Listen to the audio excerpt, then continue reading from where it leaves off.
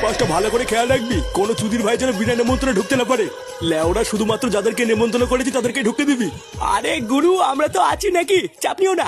চারিপাশে আমাদের ছেলে পেলে ছড়ানো আছে, একটা মাছিও ঢুকতে পারবে না। রাত্রেবেলায় বিয়ে, রান্নার ওখানে যা যা লাগবে সব দায়িত্ব করে জোগাড় করে দিস। বাড়া, আমার বিয়েতে যেন কোনো রকমের কোনো ত্রুটি না থাকে। জগাদা, আমরা চলে এসেছি। বোকা চোদাগুলো এখন বাজে কটা, আর তোদেরকে কখন আসতে বলেছিলাম? সব কাজ হয়ে যাওয়ার পরে তোরা কি বাড়া এখন গিলতে এসেছিস নাকি? ইয়ে মানে না, মানে দাদা আসলে হেঁটে হেঁটে এসেছি তো, তাই একটু দেরি হয়ে গেছে। আর তোদের সাথে সেই পুচকে সরে বাচ্চাটা কোথায়, যে আগের দিন বিশাল ফটো ফটো মারাচ্ছিল? দাদাও বাইরে আছে, ডেকে দেবো? না থাক, ওকে আর ডাকতে হবে না। ওই সরে বাচ্চার মুখ দেখলে আমার সাটা চলে ওঠে। ওকে গিয়ে বল বাড়ির সমস্ত নোংরা থালা বাসন গুলো মেজে দিতে। ইয়ে মানে আর দাদা আমরা কি করব? তোরা তোরা রান্নার ওখানে যা, গিয়ে দেখ রান্নার ওখানে কিছু লাগবে কিনা। আচ্ছা দাদা, ঠিক আছে।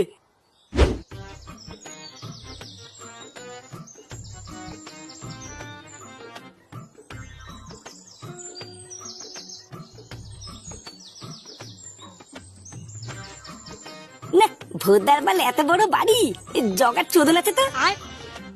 লেওরা গুন্ডামি করে বেশ ভালোই মাল হাতিয়েছে। হ্যাঁ, এই দাদু দাদু, বলছি বাড়া তুমি কোন পক্ষের, ছেলে পক্ষের? না গো বাবু, আমি ছেলে পক্ষের না। তাহলে বাড়া মেয়ে পক্ষের, হ্যাঁ তাই না? আগে না বাবু, আমি মেয়ে পক্ষের না। ছেলে পক্ষের না, মেয়ে পক্ষের না, তাহলে কি না? এই তাহলে চোদনা তুমি কোন পক্ষের? হ্যাঁ বাবু, আমি হইলাম গিয়ে এই বাড়ির কাজের লোক। বাড়া তুমি কাজের লোক? চোদনা প্রথমে বলতে কি হচ্ছিল? আমি তো ভাবলাম ছেলে পক্ষ না মেয়ে পক্ষ হবে হয়তো। তা বাবু আপনি কি না, আপনারা তো ঠিক ছিলাম না। চোদনা তুমি আমাকে চেনো না? আমি হলাম জগার ডান হাত। বাড়া আমি আর জগা না ছোটবেলায় একসাথে লুডো খেলতাম, বুঝলে তো? আমারে ক্ষমা করবেন বাবু, আমি আপনারা চিনতে পারি নাই। হ্যাঁ হ্যাঁ, ঠিক আছে ঠিক আছে। আমার খুব খিদে পেয়েছে, এখানে খাবার কোন ঘরে দিচ্ছে গো? খাবার? এই খাবার তো রাতে বাবু, এখন তো খাওয়াচ্ছে না। খাবার রাতে মানে? তাহলে এখন আমি কি খাবো? বাড়া বিয়ে বাড়িতে সেটা করে খাবো বলে বাড়ি থেকে না খেয়ে কি বালছিতে আসলাম নাকি? দাঁড়াও বাবু, আমি তোমার জন্য খাবারের ব্যবস্থা করতেছি। ওই সামনের ঘরে গিয়ে বসো, আমি খাবার নিয়ে আসতেছি। হ্যাঁ হ্যাঁ, তাড়াতাড়ি খাবারের ব্যবস্থা করো, আমার খিদে পেয়েছে।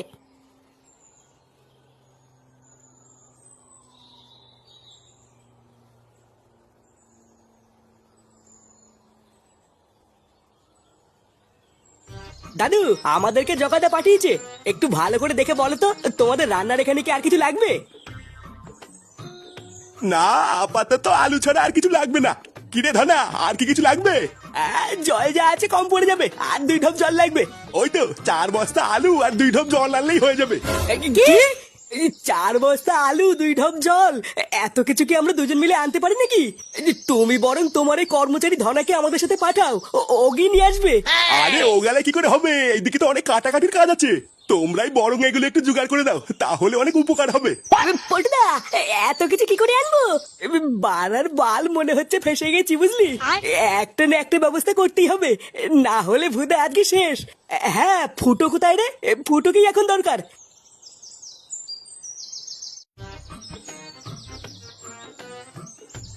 নে বড়া, চা করছো তো কোন ঘরে কি যেন বুঝতে বললাম, তাই তো ভুলে গেলাম। ভুলভাল ঘরে কি বসে বললে পরে যদি আমাকে খুঁজে না পায়, তাহলে তো খাবারই দেবে না। এবার কি করি? কেমন যেন একটা কান্নার শব্দ পাচ্ছি না? বাড়া মনে তো হচ্ছে আওয়াজটা এই ঘর থেকে আসছে। একবার ভিতরে ঢুকে দেখবো নাকি, কিন্তু লোকজন যদি চোর বলে চোদন দেয় তাহলেই তো কেলেঙ্কারি হয়ে যাবে। না বাড়া, পরে যা হবে হবে, আমাকে একবার ভিতরে ঢুকে দেখতে হবে কে কান্না করছে।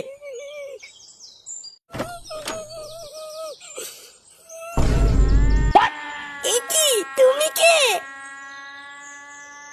ইয়ে মানে আমি ফুটো। লেওরা আমি বাইরে দিয়ে যাচ্ছিলাম, তখনই কান্নার আওয়াজ পেয়ে ভিতরে আসলাম। ইয়ে মানে তুমি কান্না করছো কেন? আর তুমি কে? আমি ফুটকি, ওই যোগাগুণের সাথে একটু পরে আমার বিয়ে।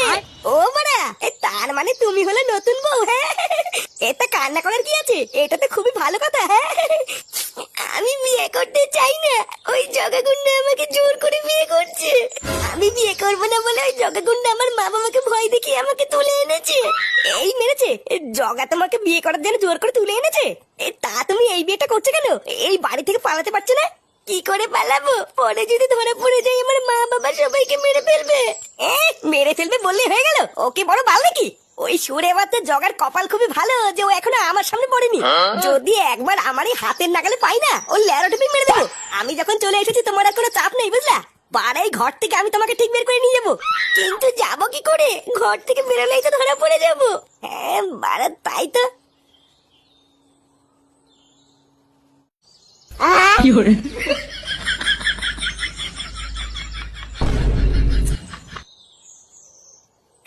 না না, চলে আসো, আর কোনো চাপ নেই। কেউ দেখে ফেলবে না তো? আরে বাবা না, কেউ নেই, কেউ নেই, চলে এসো চলে এসো। একবার এখান থেকে পালাতে পারলে জগা আমাদের ভালো চিনতে পারবে না। না না, চলে আসো।